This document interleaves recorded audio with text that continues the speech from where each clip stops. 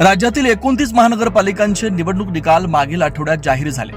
या महानगरपालिकांचे आरक्षण सोडती देखील आज पूर्ण झाल्यात। नाशिक महानगरपालिकेसाठी खुल्या प्रवर्गातून आरक्षण सोडत निघाली।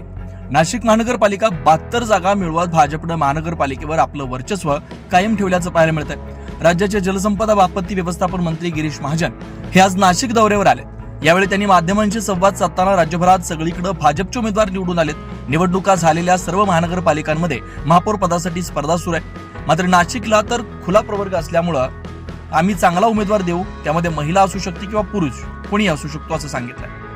आज महापालिकेचं आरक्षण या ठिकाणी जाहीर झालेलं आहे। जवळपास 17 ठिकाणी राज्यामध्ये खुल्या प्रवर्गामध्ये त्या ठिकाणी आरक्षण निघालेलं आहे आणि मग काही ठिकाणी ओबीसी आहे, काही ठिकाणी एससी आहे, एसटी। पण नाशिक जे आहे, नाशिकला या ठिकाणी मला वाटतं खुला प्रवर्ग आहे।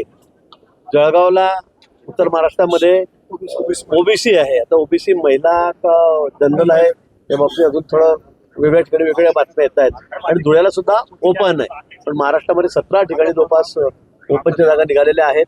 मला वाटतं सगळ्याच ठिकाणी आमच्याकडे उमेदवार आहेत, असं कुठलंही ठिकाण नाही की त्या ठिकाणी आमच्याकडे उमेदवार नाही। खूप मोठ्या संख्येत 60%, 70%, कुठे कुठे 80-90% नगरसेवक हे आमचे माहितीचे निवडून आलेले आहेत, विशेष करून भाजपचे निवडून आलेले आहेत। त्यामुळे कुठलंही आरक्षण निघालं तर आम्हाला त्याची चिंता नाही। सगळीकडे आमच्याकडे योग्य उमेदवार या ठिकाणी आहेत। नाशिकमध्ये स्पर्धा वाढली खुल्या प्रवर्गाला दिल्या नाही, असं काही नाही।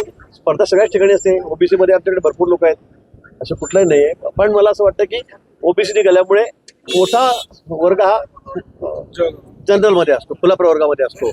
त्यामुळे स्पर्धा तर मग 2 जण असते तरी पण असते, 3 जण असते तरी पण असते, 10 जण असते तरी पण असते। पण या ठिकाणी निश्चित नाशिकला आता खुला प्रवर्ग आहे।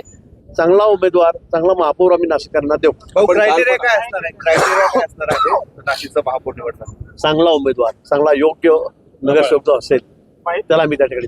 त्यामुळे आता नाशिक महानगरपालिकेच्या महापौर पदाची माळ कुणाच्या गळ्यात पडणार हे बघणं महत्त्वाचं असणार आहे। News Maharashtra bureau, Nashik.